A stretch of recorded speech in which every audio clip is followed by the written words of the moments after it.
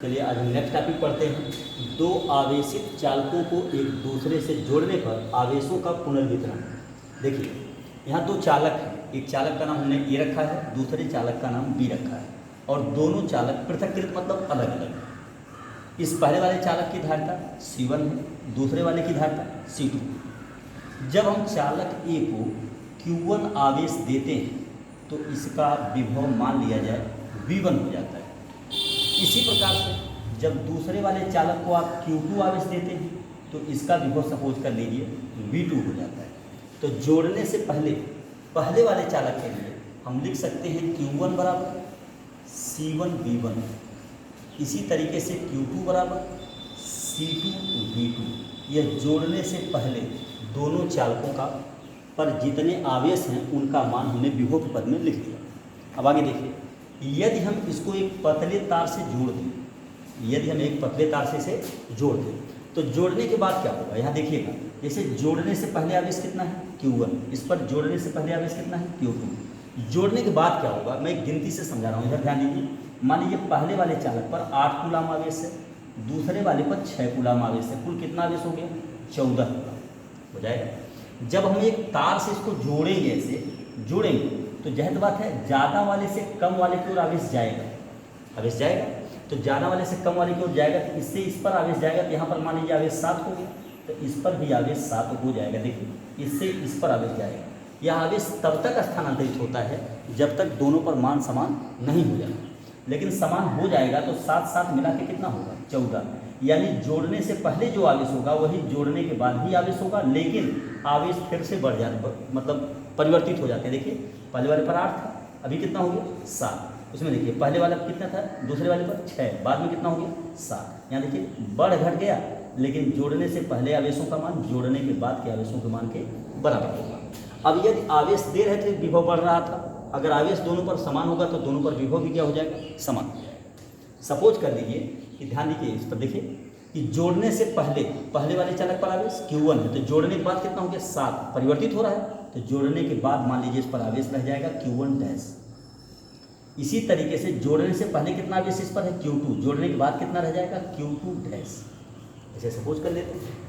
अगर जोड़ने के बाद आवेश दोनों पर बराबर हो जाएंगे तो दोनों पर विभव भी समान हो जाएंगे। तो मान लिया जाए वह उभयनिष्ठ विभव V है, तो उभयनिष्ठ विभव, ध्यान दीजिएगा, उभयनिष्ठ विभव V बराबर होगा कुल आवेश बटे कुल धारिता,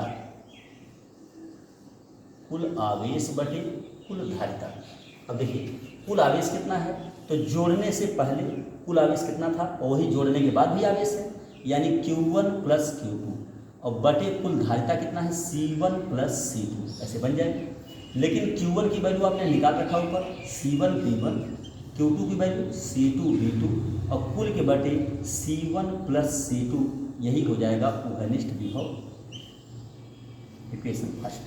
ध्यान दीजिए कैसे कैसे कहा गया। दो चालक हैं पृथककृत A और B। चालक A पर आवेश को जब आवेश Q1 दिया तो उसका विभव कितना हो गया V1। चालक B को Q2 आवेश दिया तो उसका विभव कितना हो गया V2। ध्यान दीजिए, तब जोड़ने से पहले Q1 का मान C1 V1 के बराबर हुआ, जोड़ने के पहले B वाले पर Q2 बराबर C2 V2 हो गया। यह जो वैल्यू थी इस पर रखा गया। अब अगर हम इसे एक पतले तार से जोड़ते हैं तो आवेश उच्च विभव वाले से निम्न विभव की ओर तब तक जाएगा जब तक दोनों पर आवेश का मान समान नहीं हो जाता। अब दोनों पर जो समान विभव हुआ है उसी को हम उभयनिष्ठ विभव कहेंगे। उस उभयनिष्ठ विभव को V से दिखाया गया, V बराबर कुल आवेश बटे कुल धारिता, यहाँ से आपने वैल्यू रख लिया। अब इसके आगे देखिए कितना आवेश स्थानांतरित हुआ, तो जैसे यहाँ देखिए 8 में से 7 घटा दिया, यही तो स्थानांतरित आवेश है। तो आप जब डालेंगे हेडिंग स्थानांतरित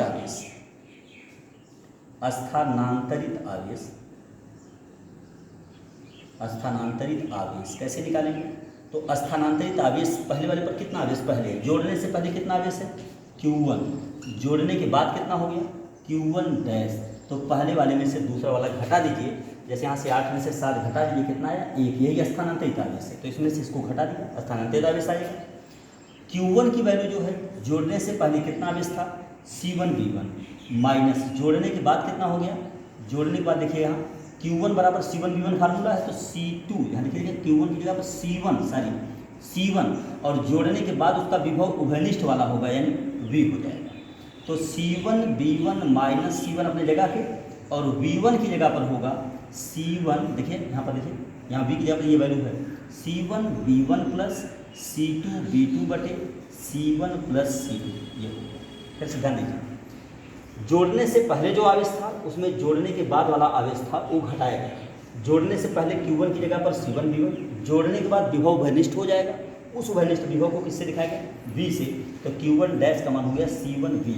अब वैल्यू हमने रखा C1 V1 ऐसे उतार लिया, C1 को भी रोक दिया, V की वैल्यू जो ऊपर निकाला था हमने रख लिया। कैलकुलेट करेंगे, देखिए इसका इसमें मल्टीप्लाई हो जाएगा, तो C1 स्क्वायर V1, इसका इसमें मल्टीप्लाई हो जाएगा, देखिए C1 स्क्वायर V1, अब इसका मल्टीप्लाई करेंगे प्लस C1 C2 V1, इसका इसमें मल्टीप्लाई हो जाएगा, माइनस C1 स्क्वायर V1, इसका इसमें मल्टीप्लाई हो जाएगा, plus C1 C2, sorry plus नहीं माइनस हो जाएगा, देखिए प्लस माइनस हो जाएगा, C1 C2 V2, और कुल के टोटल बटे हो जाएगा C1 प्लस C2। यहाँ देखिए ये वाली वैल्यू कट जाएगी और बाकी में से C1 C2 हो जाएगा कॉमन, C1 C2 कॉमन हो जाएगा, अंदर बचेगा V1 माइनस V2, देखिए C1 C2 कॉमन हो गया, V1 माइनस V2 अपान C1 प्लस C2, ये हो जाएगा स्थानांतरित आवेश की मात्रा। अगर कोई इससे भी निकाल सकते हैं आप, सेकंड वाले से, बी वाले से भी निकाल सकते हैं। जोड़ने से पहले आवेश इस पर कितना है? Q2, जोड़ने के बाद कितना है? Q2 डैश, लेकिन अब इसमें बड़ा कहाँ, देखिए बाद वाला बड़ा है, तो Q2 डैश में से अगर आप Q2 घटा दें तो यही आंसर फिर आ जाएगा। अब Q2 डैश की वैल्यू कितना है? तो Q2 डैश की वैल्यू अगर आप निकालना चाहते हो तो Q2 डैश की वैल्यू आप रख पाओगे C2V माइनस Q2 की वैल्यू C2V2। अब आप देखो V की वैल्यू जो है ये वाली वैल्यू यहाँ रखो और कैलकुलेट करो तो यही मान आपको कैसे मिल जाएगा। अब इसके आगे देखिए, अगर दो चालकों को हम जोड़ते हैं पतले तार से तो ऊर्जा का ह्रास कितना होगा? ऊर्जा का ह्रास, ध्यान दीजिए, ऊर्जा का ह्रास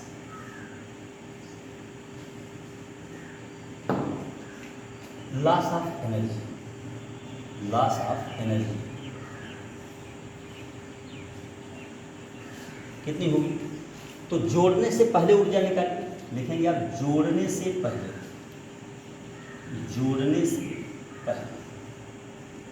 पहले U1 बराबर, तो हाफ फार्मूला निकालें आप C1 V1 स्क्वायर, पहले वाले चालक के लिए। इसी तरीके से दूसरे के लिए हाफ C2 V2 स्क्वायर हो जाएगा। तो जोड़ने से पहले कुल एनर्जी कितना हो जाएगी? जोड़ने से पहले कुल ऊर्जा कितनी हो जाएगी? कुल स्थितिज ऊर्जा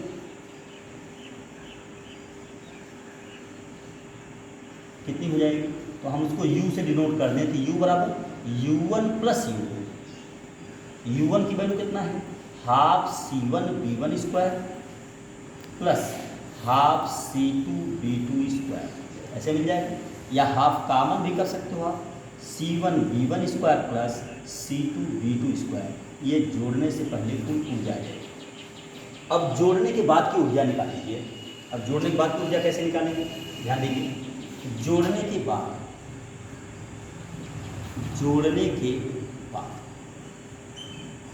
बाद कैसे निकालेंगे? फिर से ध्यान दीजिए, जब हम दोनों चालकों को जोड़ देंगे तो जोड़ने के बाद जो ऊर्जा उसको अगर हम U डैश से दिखाएं तो U डैश बराबर सूत्र नहीं लगाएंगे हाफ C, तो जोड़ने के बाद C हो जाएगा टोटल, इनको जोड़ने के बाद जो टोटल धारिता है वो C मान लीजिए, तो C किसकी जगह पर होगा? C1 प्लस C2 की जगह पर होगा, ऐसे हो जाएगा।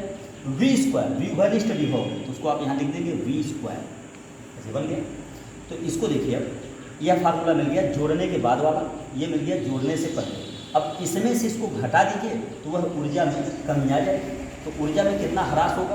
तो ऊर्जा में ह्रास डेल्टा U बराबर मिल जाएगा U dash minus U minus U dash, ये मिल जाएगा।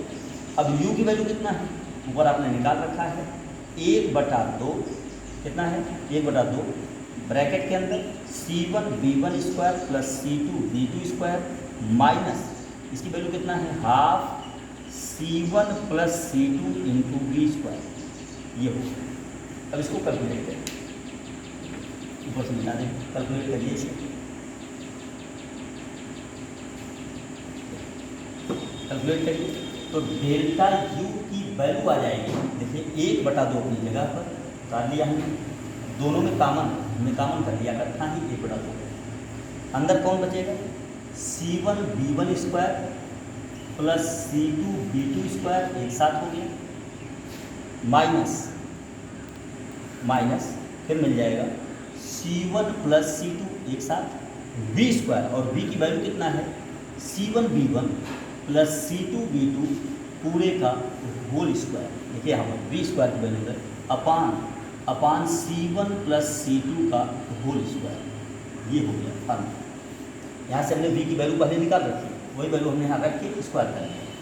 अब इसको सरल करिए तो 1/2 अपनी जगह पर C1V1² प्लस C2V2² एक साथ हो जाएगा, माइनस एक कैंसिल हो जाएगा, बचेगा C1 प्लस C2, नहीं सॉरी ये कट जाएगा, तो बचेगा C1V1 प्लस C2V2 पूरे का होल स्क्वायर, कुल के बटे इतने बटे कितना हो जाएगा C1 प्लस C2, बाकी एक C1 प्लस C2 इससे कैंसिल हो जाएगा। अब इसको कैलकुलेट करिए, इसको कैलकुलेट करिए हाफ अपनी जगह पर, यहाँ देखिए C1V1 जिसका इसका इसमें मल्टीप्लाई हो जाएगा, तो C1² प्लस C1C2 V2², अब C2 का मल्टीप्लाई करिए प्लस C1C2 V1², इसका इसमें मल्टीप्लाई करिए प्लस C2² V2², कितना हो गया, माइनस बाद फिर ब्रैकेट लगा दीजिए, इस होल स्क्वायर को तोड़ लीजिए तो हो जाएगा C1² V1² plus C2² V2² plus 2C1C2 V1 V2 ऐसे आ जाएगा, और पूरे के बटे C1 प्लस C2 हो जाएगा। और कैलकुलेट करिए इसको, जब मिल जाएगा डेल्टा यू इक्वल टू मिलेगा 1/2 ब्रैकेट के अंदर C1 प्लस C2, हमने इसको बाहर कर लिया, ब्रैकेट के अंदर देखिए यहाँ C1V1² है, यहाँ देखिए उतना माइनस में आ जाएगा, माइनस का मल्टीप्लाई करने के बाद ये वाला इससे कट जाएगा, और देखिए C2² V2², देखिए यह भी कट जाएगा, यहाँ देखिए माइनस का इससे में मल्टीप्लाई करेंगे तो यह भी कट जाएगा, जो बच गया उसको लिख लीजिए, तो बचेगा C1 C2 V1², यहाँ से देखिएगा प्लस C1 C2 V2², ये वाला बच जाएगा दोनों, माइनस का इसमें मल्टीप्लाई हो जाएगा, तो minus 2C1 C2 V1 V2 इतना बच जाएगा। C1 C2 सब में है तो कॉमन कर लो आप, तो डेल्टा यू का मान मिल जाएगा C1 C2 अपान 2 ब्रैकेट में C1 प्लस C2, और अंदर बचेगा देखिए V1², यहाँ से बच गया, प्लस V2², ये वाला बच जाएगा, माइनस 2V1 V2 यहाँ से बच जाएगा, देखिए कॉमन हो चुका है। अब इसको लिख सकते हैं डेल्टा यू बराबर C1 C2 अपान 2 ब्रैकेट के अंदर C1 प्लस C2, और अंदर बच जाएगा V1 माइनस V2 का होल स्क्वायर। यह ऊर्जा के ह्रास के लिए फार्मूला है, इस सूत्र को देखिए आप गौर से, तो V1 माइनस V2 का स्क्वायर के नाते ऑलवेज पॉजिटिव होगा, यहाँ जोड़ा गया तो पॉजिटिव ही है, यह धारिता को जोड़ मल्टीप्लाई किया गया यह भी पॉजिटिव है, तो डेल्टा यू की वैल्यू कैसी आ रही है, टोटल पॉजिटिव आ रही है। तो अगर डेल्टा यू की वैल्यू सब पॉजिटिव आ रही है तो इसका मतलब जोड़ने के पश्चात सदैव ऊर्जा का क्या मिलेगा, आपको ह्रास मिलेगा, और वह ऊर्जा का ह्रास जाता कहाँ है, तो जहाँ पर तार आप जोड़ेंगे वहाँ स्पार्किंग हो सकती है, चिंगारी निकलेगी, ध्वनि निकलेगी, इन सब के कारण हमेशा ऊर्जा का क्या मिलेगा, आपको ह्रास मिलेगा। ठीक है, चलिए नेक्स्ट टॉपिक हम नेक्स्ट व्याख्यान करेंगे।